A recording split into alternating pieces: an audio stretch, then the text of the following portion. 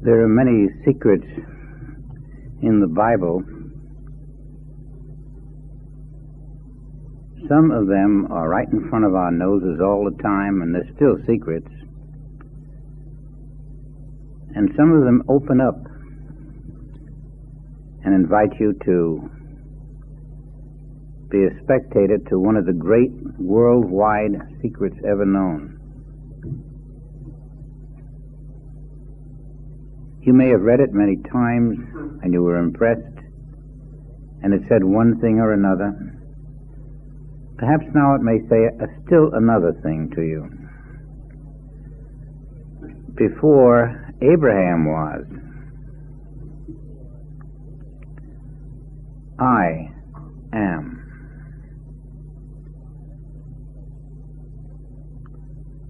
That may have impressed you with the fact that the Christ was in the world before the foundations of the world.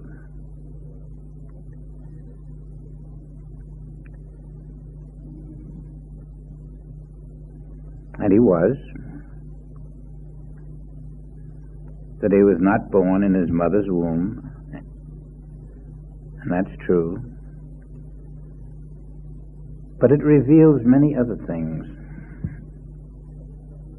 It reveals something important for each of us. I'd like you to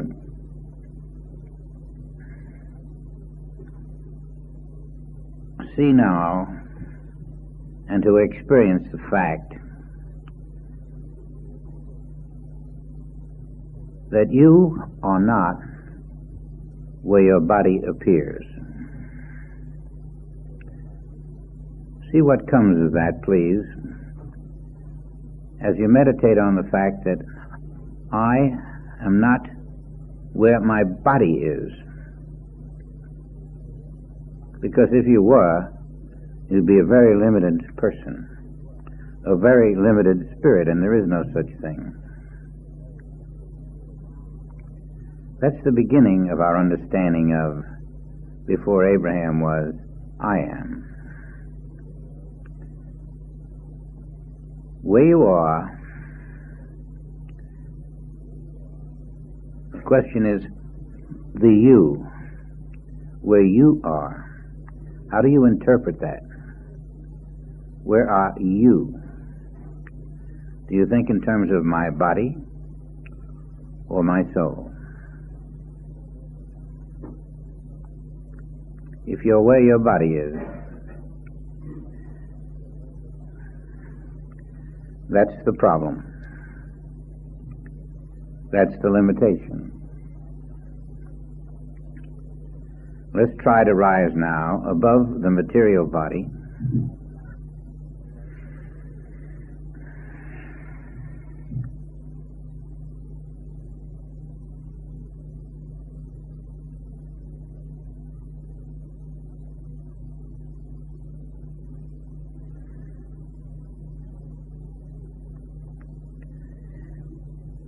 Who is this I am?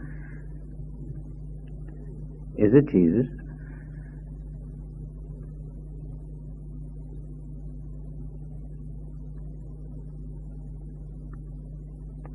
Is it a limited consciousness?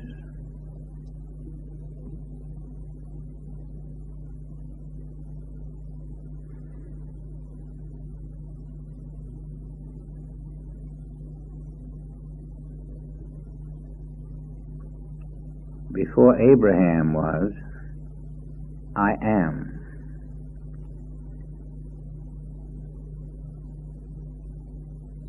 Try to reach into the full scope of I am in your understanding.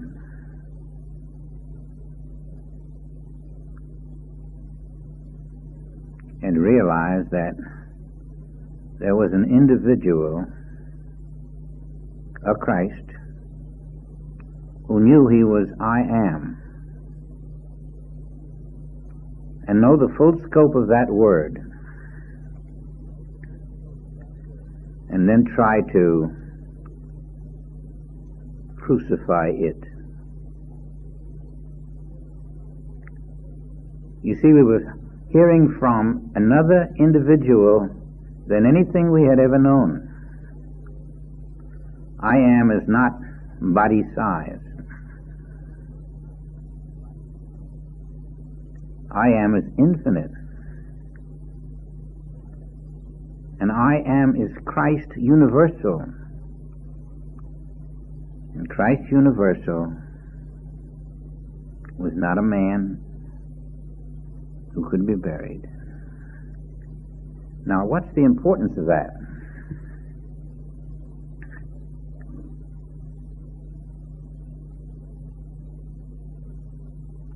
Armageddon has a meaning for you. It's where the human consciousness meets the divine. It's where the mortal consciousness meets the immortal. It's where the limited consciousness meets the infinite. And there comes a time when you're fighting that battle, and like the woman bearing the child, she won the battle because I am triumphed over all of the qualities of the world that were trying to stop her spiritual growth. When you face the world and the consciousness of the world, and you are trying to rise above the world,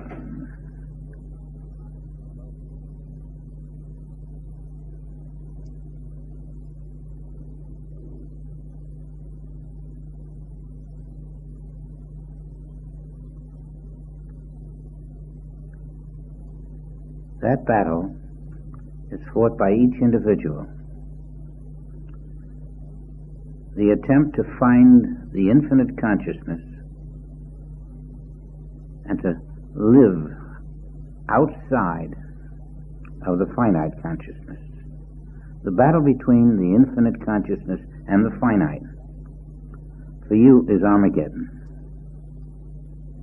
Each one goes through this battle, this struggle.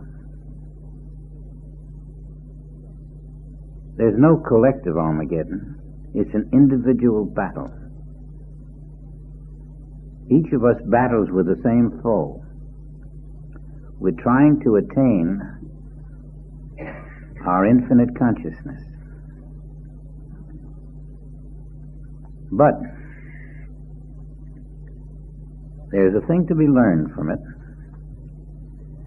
and that is this. When you attempt to meet an obstacle and you're unsuccessful, it's because you're meeting it with the consciousness of a person. You're meeting with a finite consciousness another finite problem. You won't circumvent it that way. You won't overcome it that way. And now is the time to realize that you've got to develop the I am consciousness as it was uttered. When Christ said I am, he wasn't saying this limited person is. He was saying the infinite consciousness of the universe, I am. Now that is your goal, and it will remain your goal until you accomplish it, or else in the battle of Armageddon you will have to surrender. You must have the infinite Christ consciousness, or else you will surrender to the world mind. Now that's an extreme, specific case of what we are facing. And each individual must come to a comprehension of I am, not that I am something, but that I am that I, that is.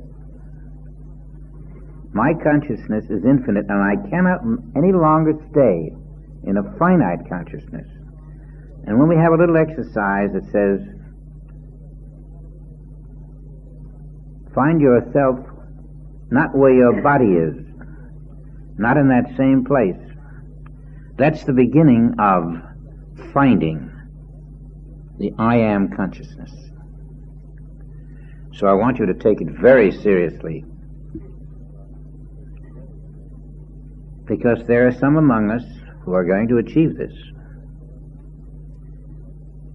There are some among us who will not achieve it at once. But each of us must keep seeking the infinite I until one day something happens.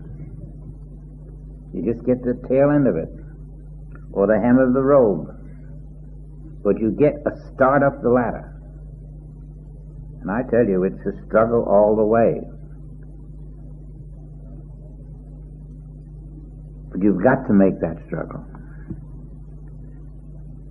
I am is the infinite consciousness. It's the major secret of Christ consciousness. It isn't something that just hits you and you feel higher. It's the consciousness of all reality.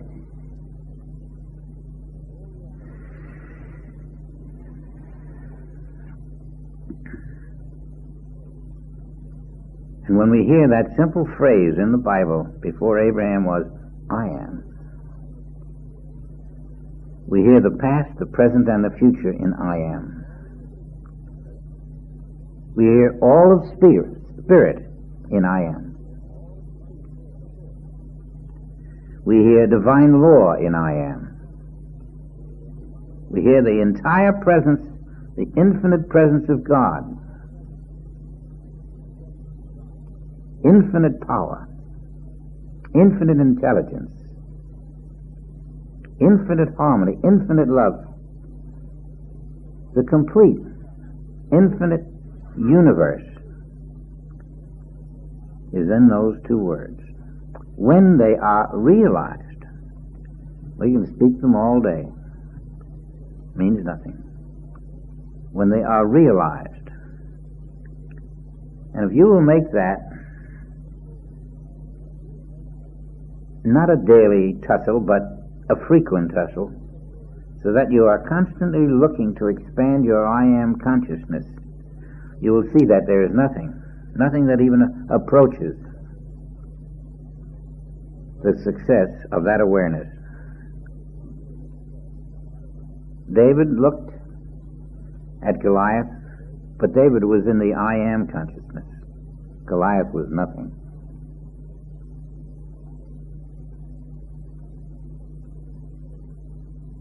Christ in David was also I am.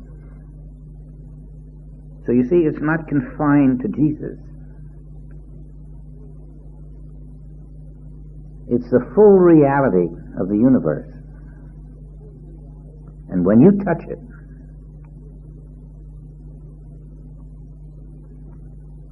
another you is born. Another you.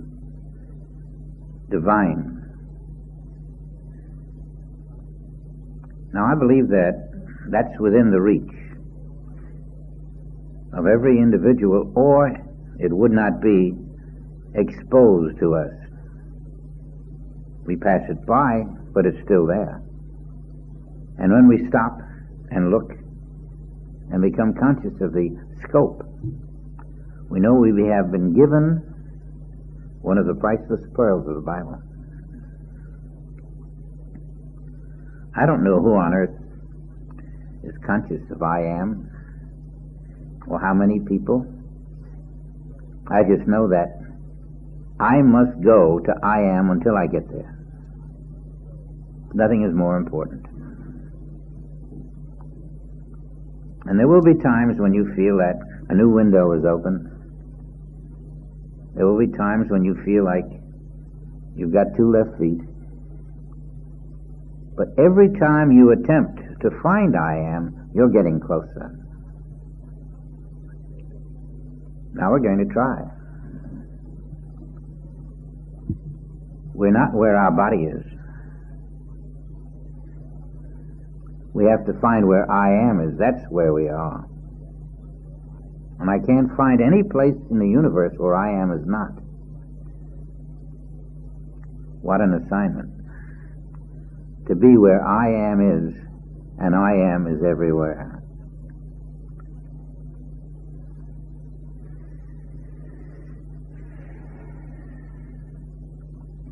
What holds us back?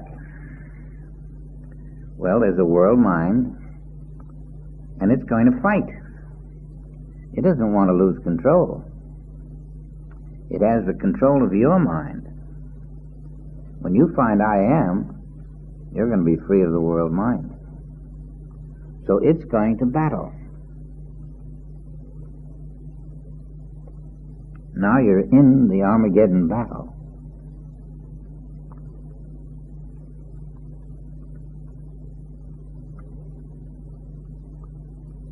There will be a day when that world mind meets defeat. But it won't meet it accidentally.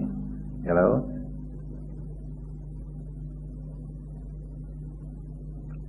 It won't meet it accidentally.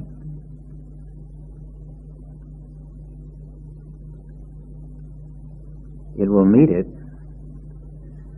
by transferring its awareness from the human mind past the world mind to I am mind.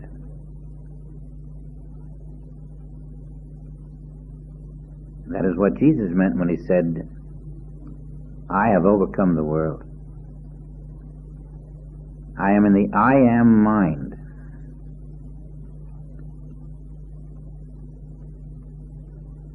Even back in the Old Testament,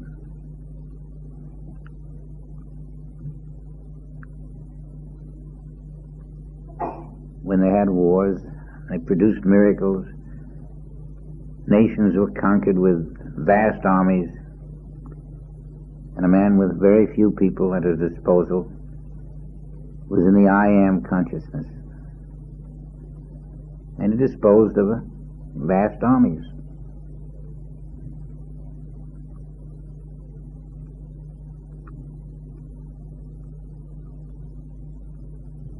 This is how we reach beyond human levels, beyond human understanding.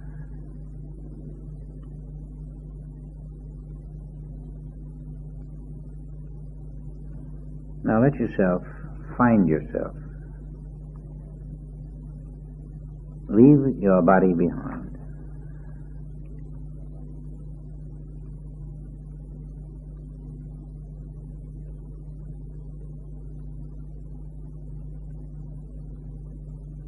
When the feeling comes that you are not held to the place where your body is, you're starting out.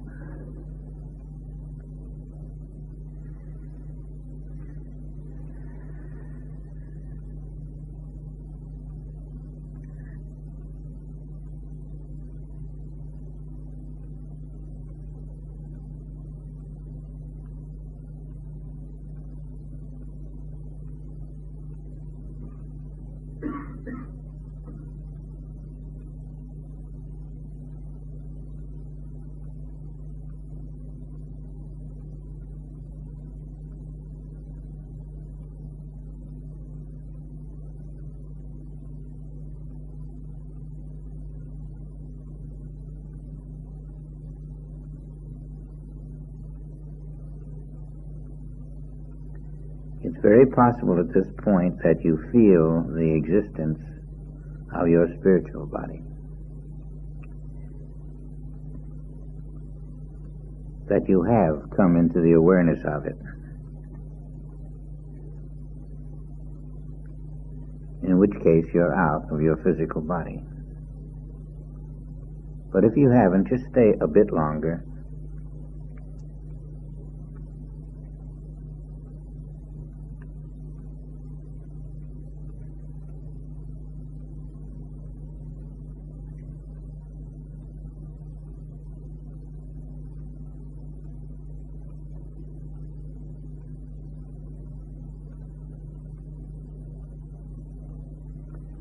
Think of that Christ body which seemed to be in a tomb and wasn't. Think where it was when it appeared through the wall and came to the disciples.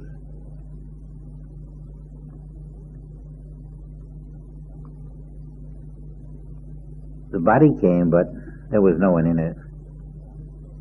It was just an image expressing a consciousness that wasn't right where the body was.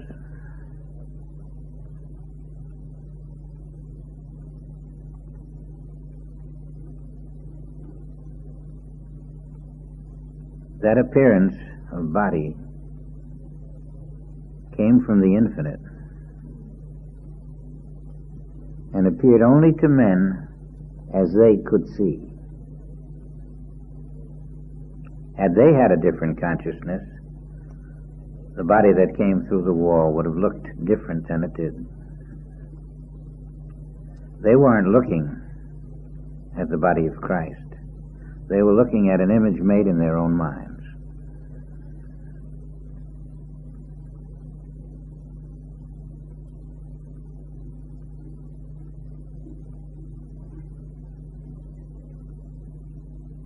When you let go of the mind which puts a boundary on a body,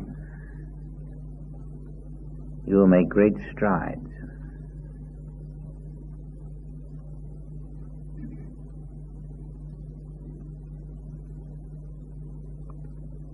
Do you see our method of communication on this level of earth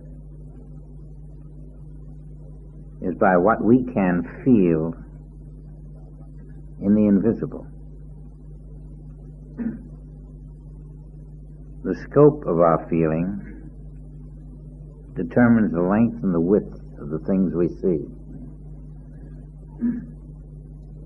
And when we get out of the world mind which confines us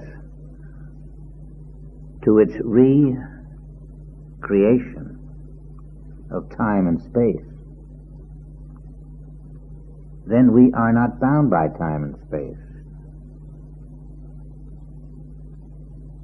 And the Christ body could appear as vast as the horizon,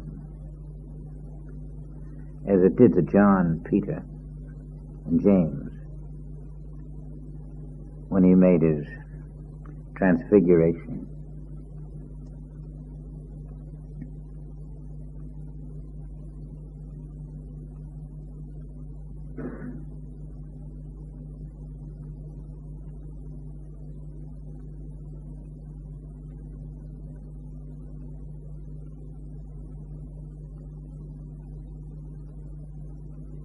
This must be held. It isn't done in a minute.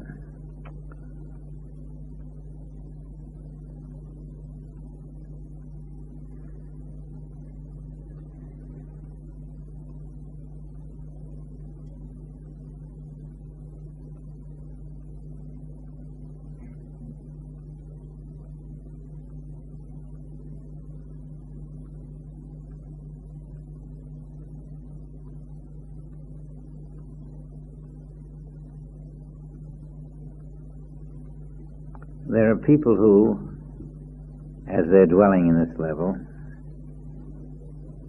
are taken out of their bodies. Even our students. And they are told to look at this and look at that, and they look back and they see things that aren't there for other people.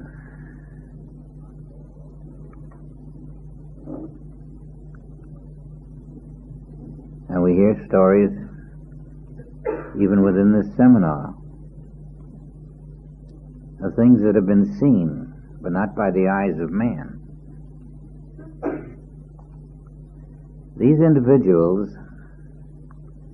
have found that they are lifted out of their bodies because they are lifted out of their minds. And their minds do not project a body. They are lifted into another mind.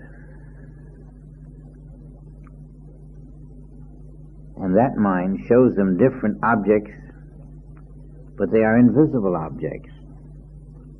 And that's the beginning of the I am consciousness.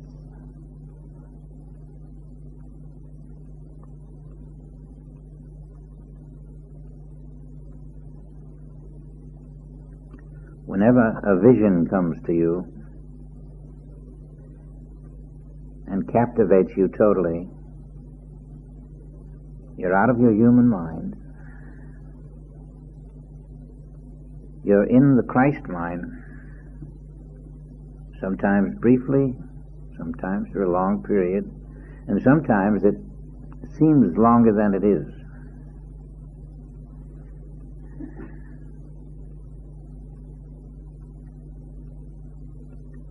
But once having made penetration, having been gifted by this vision of either another world or a semi-world or something that is different than this world, you can be assured that the day will come when you're lifted still higher and you don't know where you are even, and you don't mind one bit. Now, as often as you can reach into this level of being in another world, you're out of your body, and that's vastly important.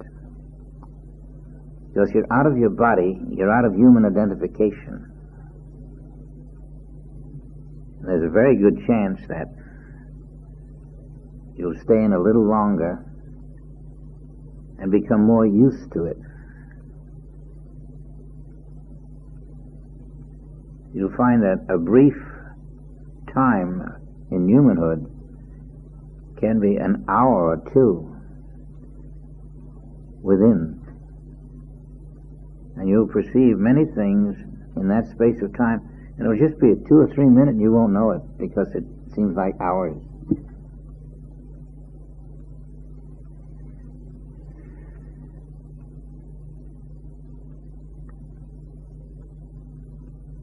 But we're still looking for the infinite consciousness.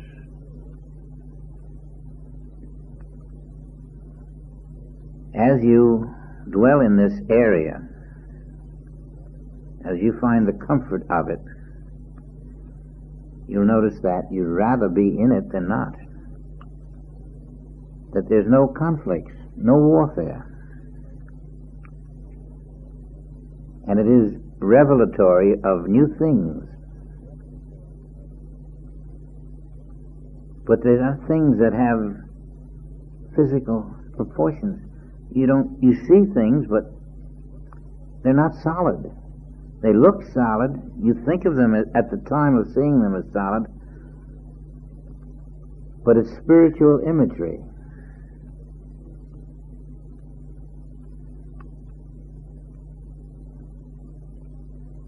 And the idea is that in this level,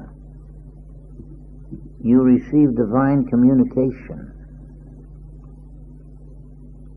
the kind that you cannot receive in the human level. I feel safe in saying I'm not exactly in a human mind anymore. I'm just dwelling in the vastness of the spiritual universe. And at least if the Father wants to send any instructions, I'm there, and I can receive them. And perhaps you're there, and you can receive them. And we can even commune with each other in this level. But we're going to go still higher.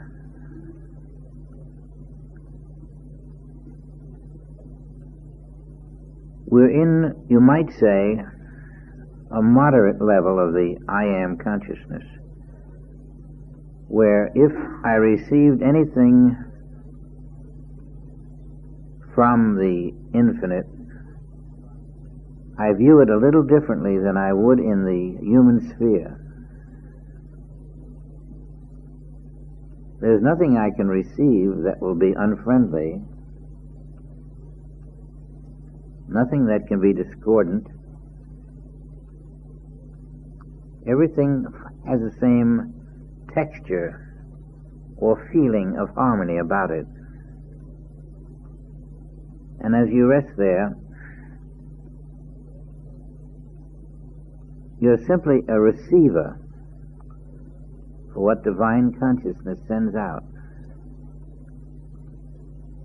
One day you'll find that you're more than a receiver.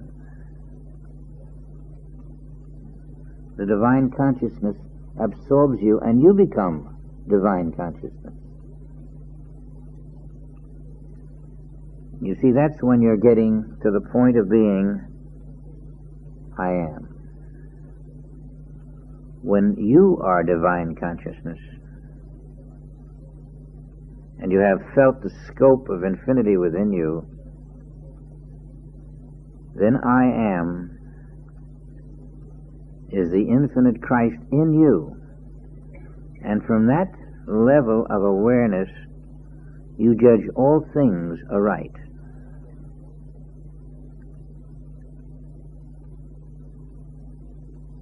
Nothing can be less than the perfect fact. Everything in this level becomes an expression which appears harmoniously in the outer. You can't do anything that you're not proud of, for example. You wouldn't think at this point of cheating or lying or any of that nature, because this is a divine level. And even if there were difficult problems you couldn't solve in the world that you live in, you're not solving them from the body that is in a certain point, because that's what throws everything out of proportion for you. In fact, you're not solving them at all, but they're being solved. As you rest in this consciousness, you're waiting on the Lord. Your solutions are not material.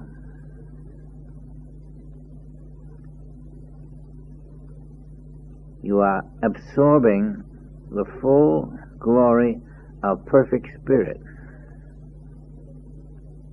And as it enters your consciousness, it translates into outer physical harmony. You see, you're getting it in the spirit, and it translates out into the physical. And without this, your life is limited to human judgments. In this level, all that you do is of the Father.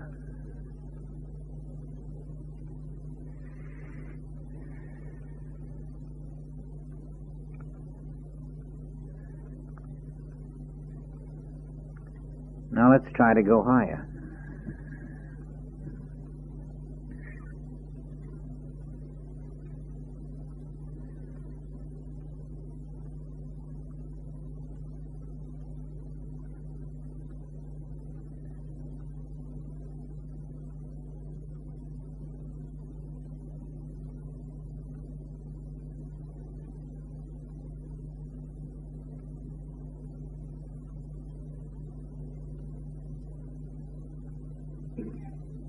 It seems that the higher level seems to be more toward the top of your head. But actually, that's only a supposition. Your consciousness at this point is not in your head. It seems to be in your head, but you'll find that it's throughout the universe. And that universal consciousness is coming to you at the level of your head. It will go still higher, and you'll find that you're looking at your eyes backward. Your eyes seem to be turned around at a certain level, but they're not.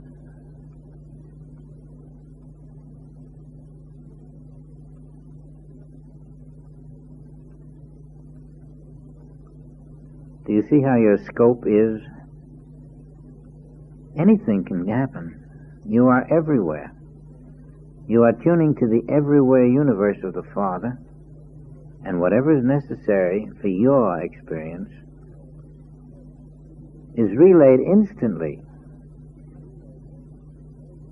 and emerges from the physical layers of your being in form. So please dwell there and know that the Father seeth in secret, but it shows forth openly. This is the truth about you. Each of us has this infinite capacity.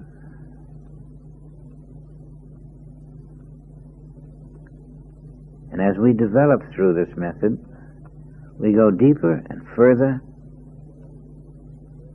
until there's no separation,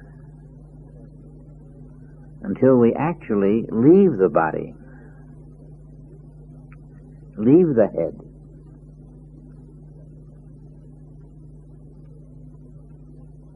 because there's no body or head to leave.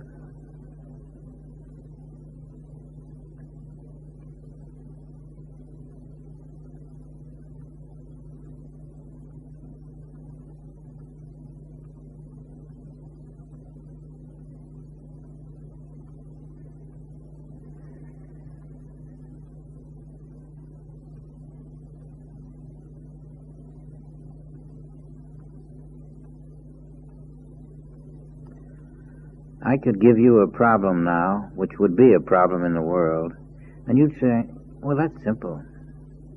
I can handle that right now, because I'm not going to even think about it. Something's going to do my thinking. You'll find you're capable of a great deal that you're not capable of when you get back into a body consciousness. Here you see thought has no obstruction. You're reaching divine thought.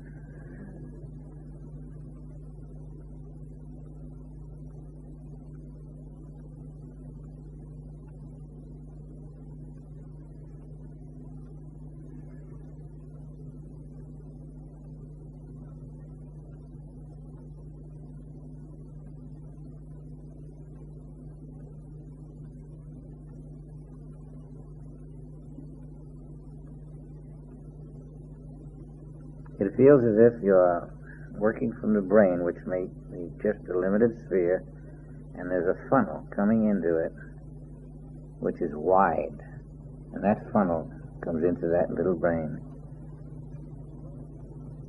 And as you develop the higher consciousness, the funnel is as wide as the earth, and then as wide as heaven itself.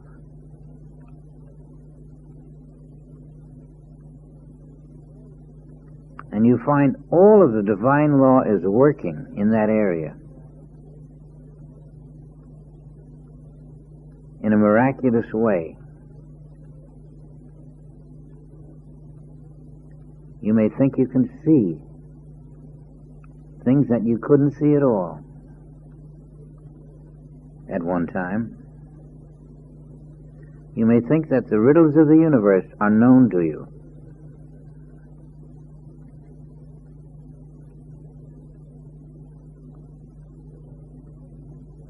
Here there is no division in which you dwell in good or evil, or in material sense. There's nothing that blocks you.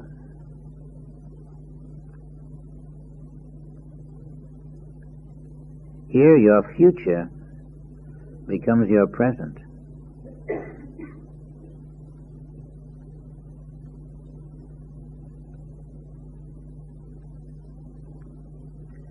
And in this level, you can be the power of God expressing. There is nothing to oppose you. And you don't have to conquer a thing. It all flows within you very naturally. You may be getting solutions for things you've thought about a long time. And now it's so clear.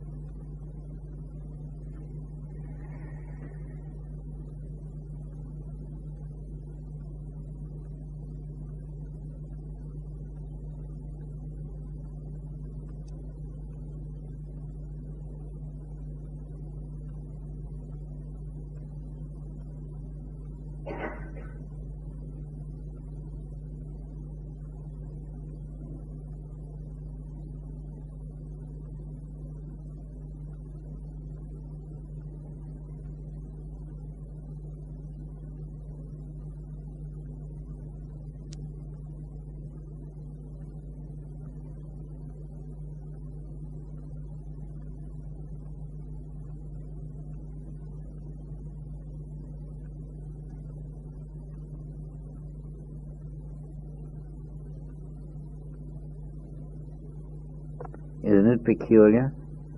You don't think of your loved ones. You don't think of people. You just wait and feel the presence of something mystical. Something that may be another universe. You may see angels, as some have. You may hear voices that you interpret as a voice from another planet. But beyond all this, your I Am consciousness is expanding and expanding.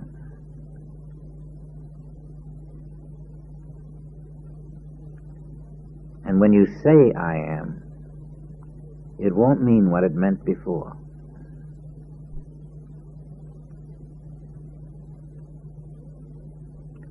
Before Abraham was I Am.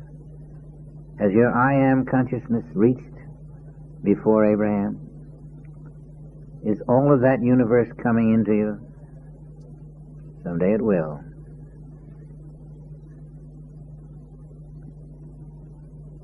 It will reach 5,000 years into the future in a second. That's where the prophets get their information. They only see what is, but it comes out as future. What they see is now.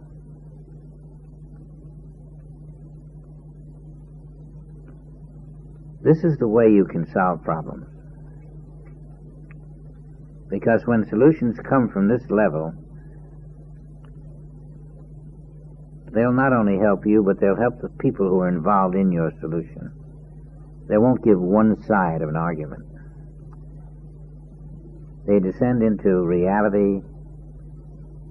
They descend from that reality into the visible world, and somehow everyone is happy. Because they have a way of doing things that's not human. It's not my side or his side or her side. It's what's right in the spirit.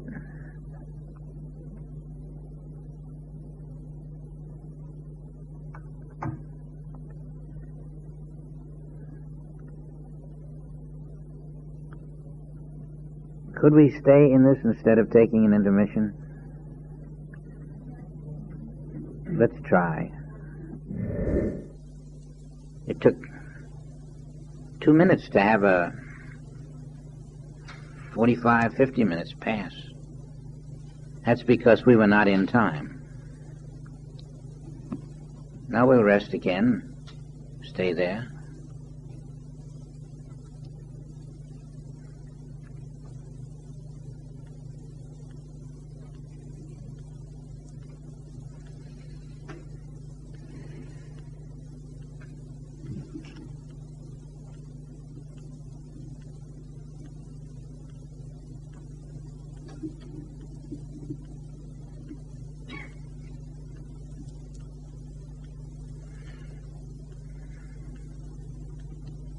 A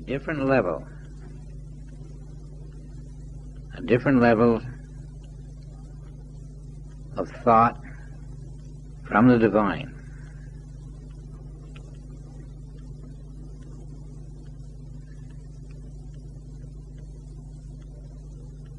It is very important that you make yourself available to hear the still small voice.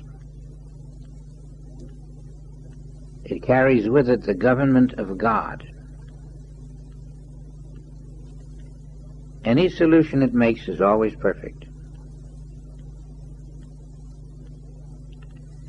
To live without it is to live without God. Not that God only comes in the still small voice, but there is a necessity for communication from the God level to man. And when man is in the position to receive the still small voice, he is in a position to receive all kinds of divine thought, which never reaches earth unless there is a listening ear.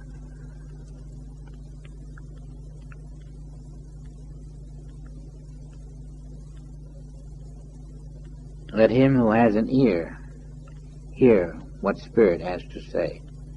And that means that if you wish to fulfill the 7 keys of the Father, you must listen for the Spirit to divulge the width, the breadth, the height of those meanings, so that you're not limited to what you might think they mean.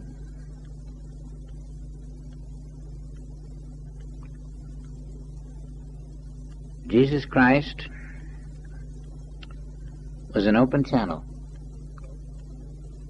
He spoke, but he didn't. God was speaking through Jesus Christ every time he opened his mouth.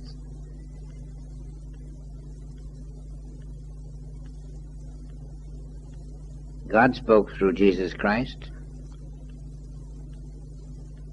when he received those instructions, and they came through him to John, who was speaking. When he stood on the earth and said the things he said, who was speaking? He told us it was his Father. And how did he speak?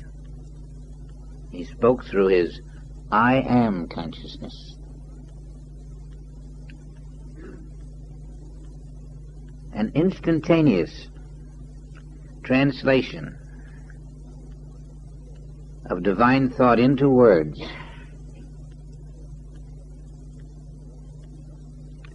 There wasn't any question about the validity, the truth.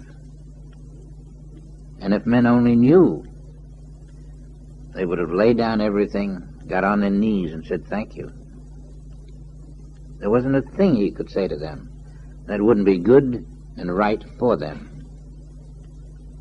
And the only thing that would be an obstacle would be self-will, or this concept that we carry of what things ought to be. When we get into this level, without self-will, without human thought,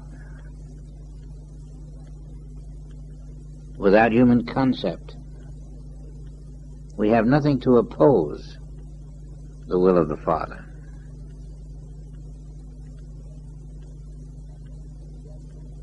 We have nothing to judge the will of the Father. And if we receive the Word and act upon it,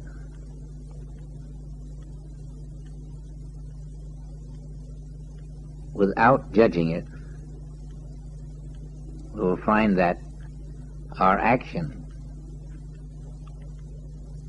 is done in such a way that whatever we do fits in, accomplishes its goal, with a greater sense of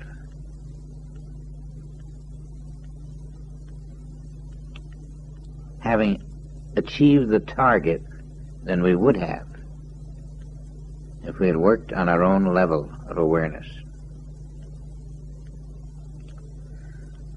Now, I don't say that you have to go into meditation to go to the grocery store. And there are many things in this world that you do that do not involve major decisions. But at the level where decisions are necessary, this is the level to work. It will unknot all of the ramifications that you may face in making a decision. It may give you answers that are very delicate. And when you have problems that you can't solve and don't know the answers to, that seem unsolvable, this is where you go. Nothing is without an answer. And nothing is without the inevitability of a miracle if necessary. Miracles are not miracles to God, they're just routine. Every healing of the Christ came from the Spirit of God, revealing not a healing, not a boy lifted out of a tomb, not a girl lifted out of a comatose nature, but revealing the perfection of that individual.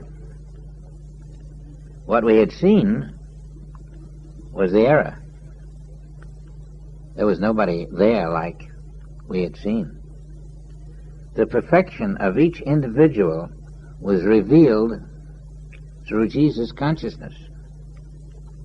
And in seeing the perfection of each individual, that appeared as a healing. When you see the perfection through the inner method of an individual, it will appear as a healing. Because that person is not a person. That is the Spirit of God there. And you're seeing that as a person. When it's restored by the higher spirit to being a spirit, it then appears to you as a perfect person. Everyone everywhere conceals perfection. Even a dying man.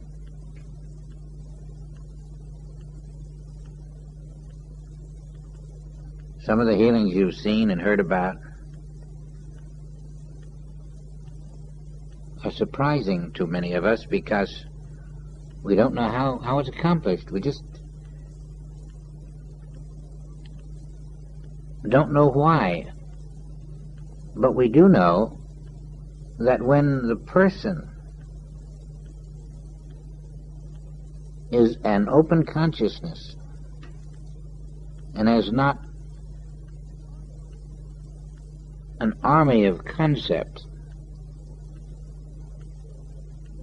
that somehow spirit gets there so quickly that instantaneous healings happen that way. We've all seen the instantaneous type of healing and we can't understand it. How does an individual whose heart is going through this blood spasm, and in 2 minutes he won't be here anymore, and the snap of a finger practically, suddenly the blood stops. There's no bleeding. He's right. He feels good. And he's an old man, but it doesn't matter. Feels fine. He can rest now. How does it happen? Nobody does it, but somebody stands open to the Spirit. And he fortunately stands open to the Spirit because he's near unconscious at the time and he has no blockage. He's not thinking how terrible this is. He's past all that thinking.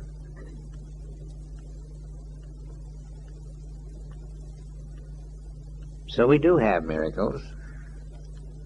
but they are nothing but the perfection of the individual showing forth when there is no human thought to block it.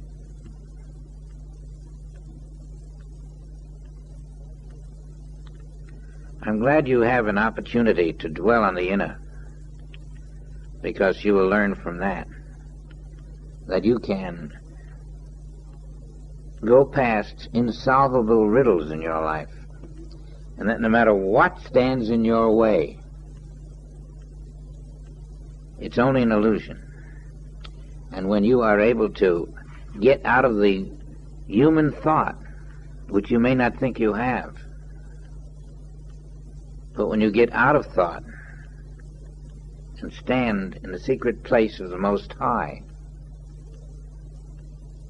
the Spirit, having nothing to block its expression in the outer, functions in you in the inner, and then lo and behold, what appears outer is the expression of perfect Spirit in you. And there is nothing that cannot be done. There's no exception. And many times we can't reach that level, but the potential is always present.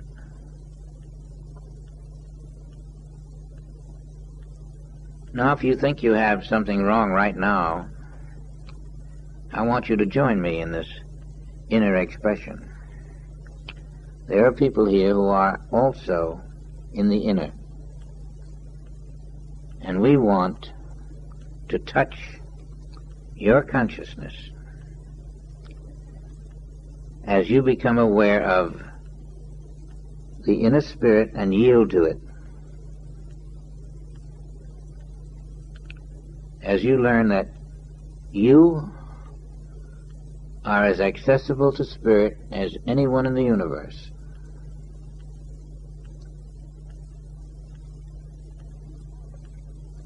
In fact, you are.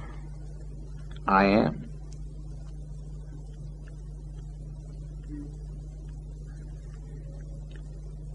And from anywhere in the universe, something can come to you expressing its perfection.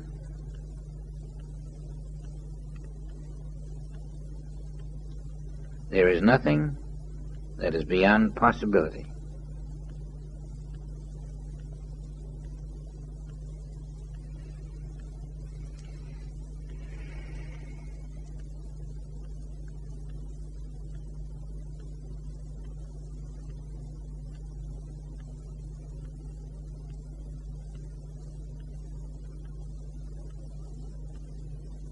Blessed are the peacemakers.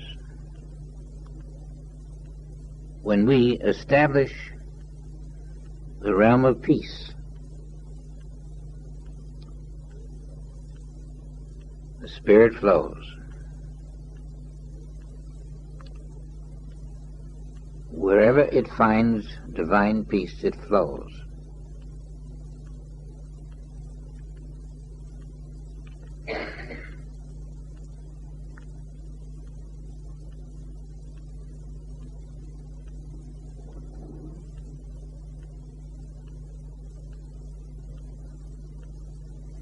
Now, we have gone through this exercise only because it is necessary for you to know that it is possible for you to experience the Spirit where you stand. And when you experience the Spirit, it should teach you that you are not a material mortal being, because Spirit is not flowing where matter is.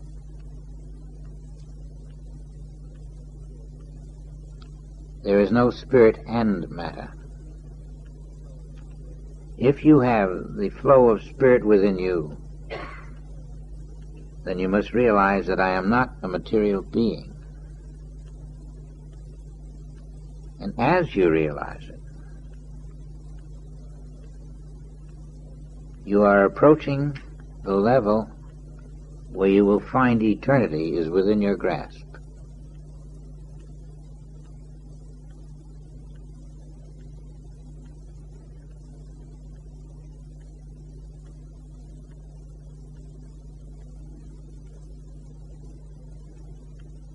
This may be the first time that we've had a 2-hour meditation, but I think we can easily do it. And a lot of good will come from it.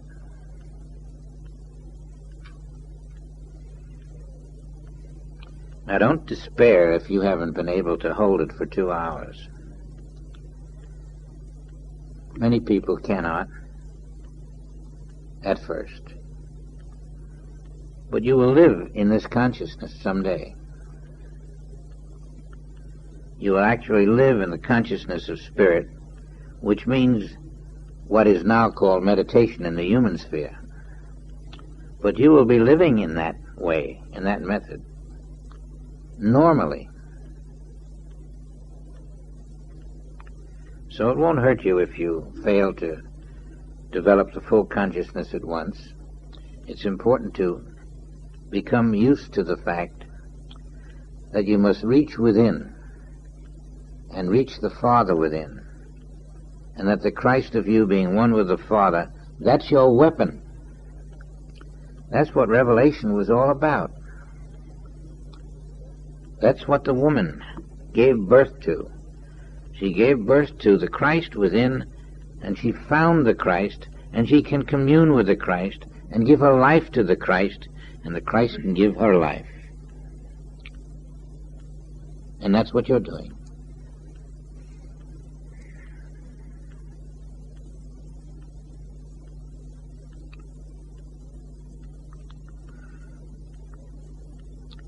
The Christ is the go-between, the one we go to, who goes to the Father. And then as we go to the Christ, we learn that we are the Christ. And we go to the Father.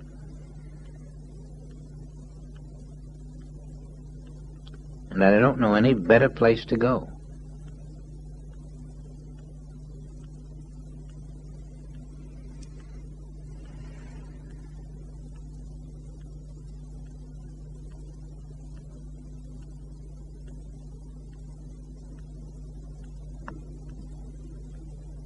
I repeat, don't be concerned if you cannot get the full measure of silence and inner receptivity. Just your trying to is a step toward it. Everyone has difficulty at one time or another,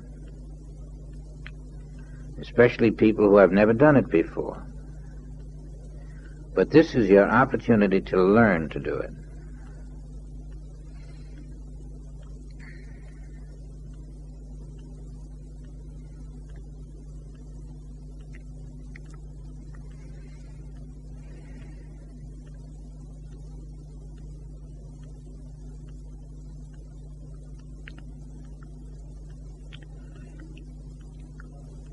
Well, I probably should let you stay in it, but we'll step out so that we can continue a lesson on this sphere.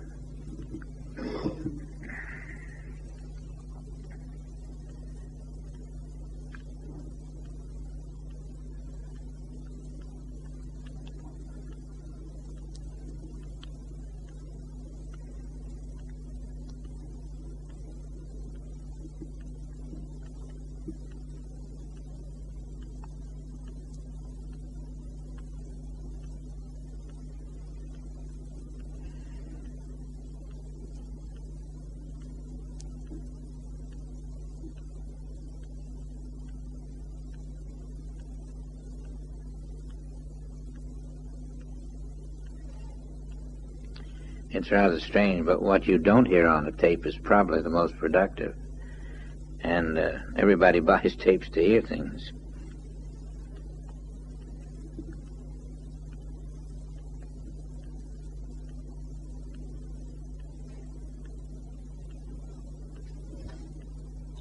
Now, where are you going to receive the word from?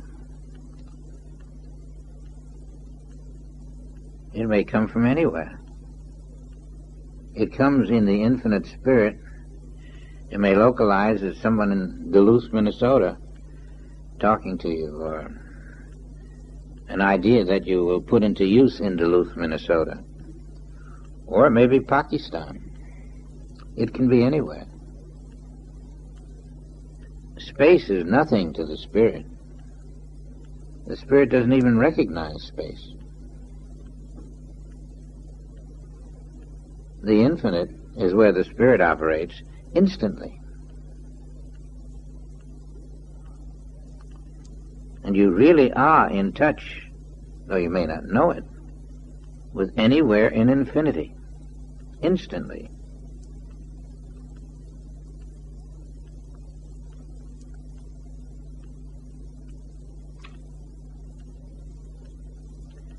I've been in touch with many areas of the world as you meditate, and the strangest things do happen.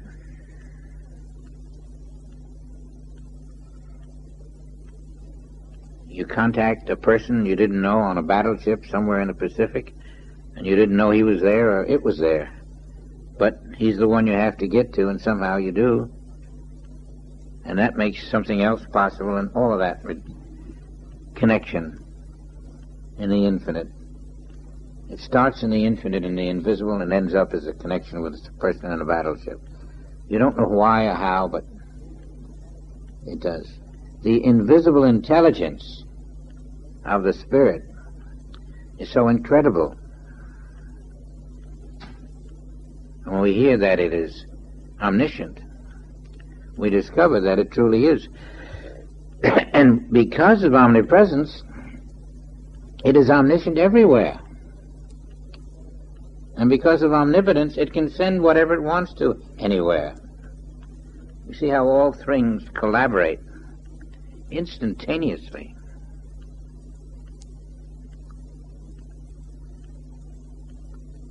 Someone in Pakistan can be healed a second by someone who is in the spirit, in contact with truth.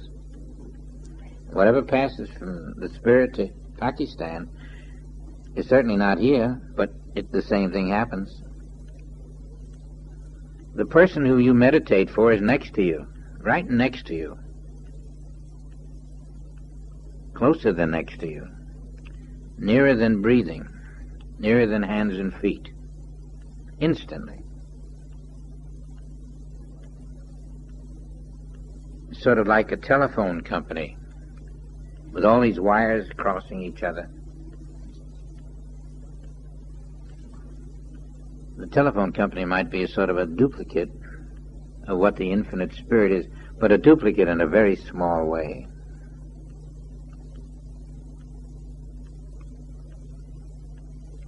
Now it's necessary for this to transfer to you, so that you have access to infinity. And your access to infinity is by the knowledge realized in consciousness that before Abraham was, I am. And I am is that infinity realized in consciousness.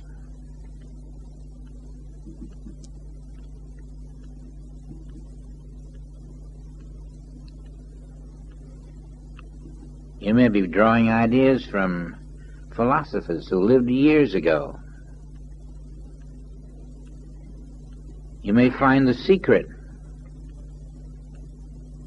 of something in medicine that no one knows about.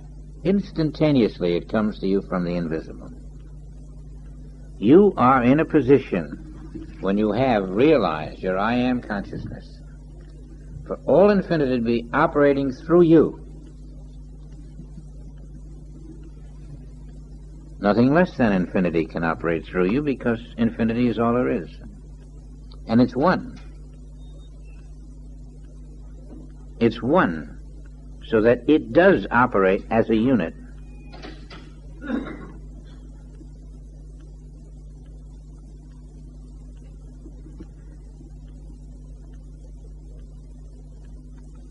I hope this is opening up to some of you who have wondered what your capacities are. Your capacities are infinite. No one's capacity is greater than yours, because everyone's capacity is infinite. In fact, what we have touched upon is just a little phase of these infinite capacities.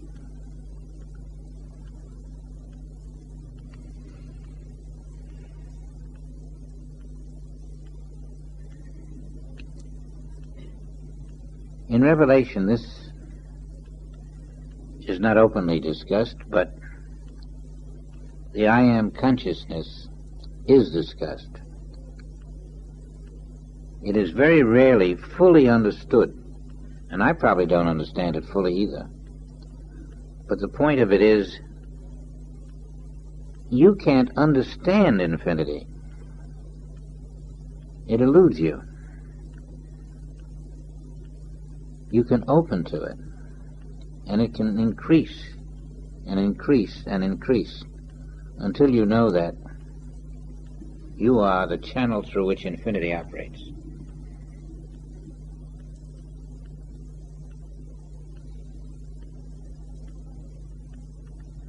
That may be a little higher than you had wanted to operate. You may have felt all I wanted was a little spiritual understanding, but there's no such thing as a little spiritual understanding. There's infinity, and there's matter. The two.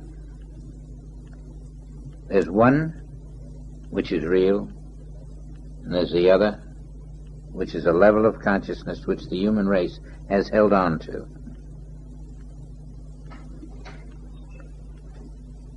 And the realization of I Am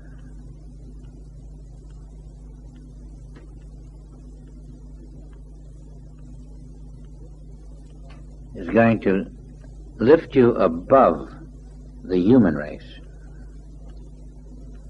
the mortal race, the limited race, the race that still insists on digging its grave. And as you attain these levels, you see, you're stepping out of that which is going to find a grave. I mean, there's no sense in living that way when this is available. It's just a matter of constantly opening up, constantly going within, and letting the Christ of your being be the thinker, be the body. Slowly you're leaving your body, you're leaving your mind, and you're doing it for a greater good.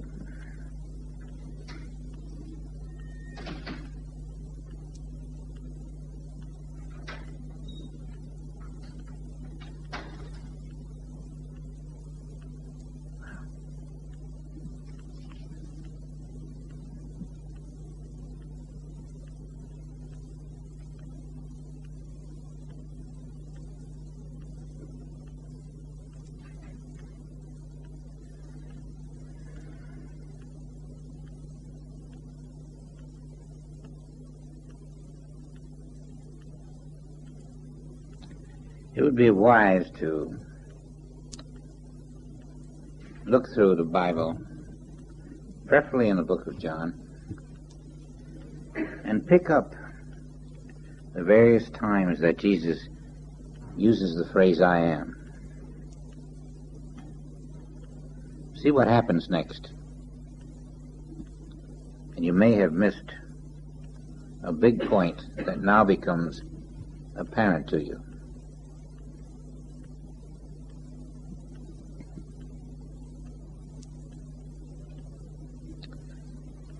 He's referring to a consciousness that he's trying to tell you can be your consciousness, and you've got to work at it. That's all there is to it. You've got to work at it. I've given you only one way. And you'll find the undercurrent of take no thought is probably the way you get started in working at it, because as you take no thought, Christ will take thought where you are. More and more of what we ought to do becomes apparent to us. And we're going to learn more and more of what we are to do as we go and find those passages in the Bible which are meaningful to us. We're not going to be left as we started out. It is the Father's good pleasure to give you the kingdom. And that means you are going to make it.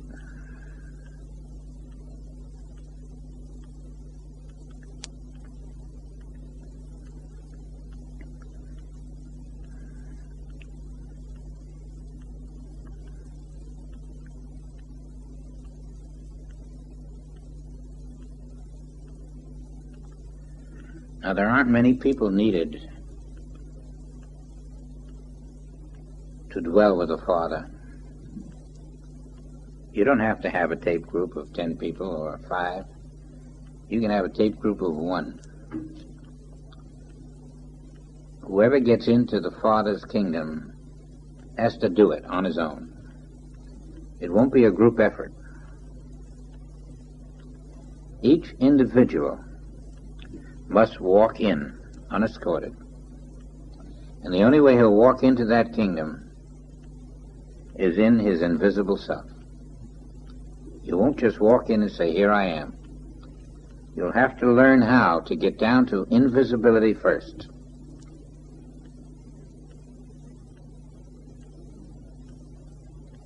And that means losing your humanhood completely.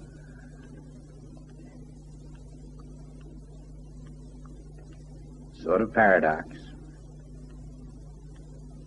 But that's the beauty of the kingdom. There's no mortal who's ever lived in it.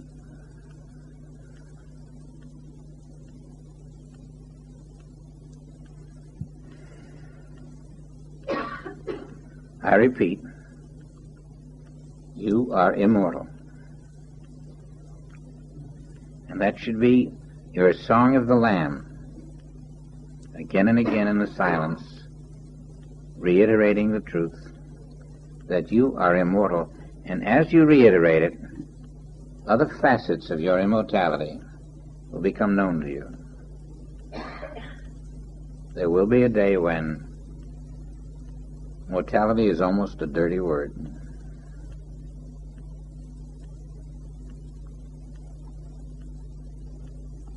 Well, lots of love. I'll see you in the morning.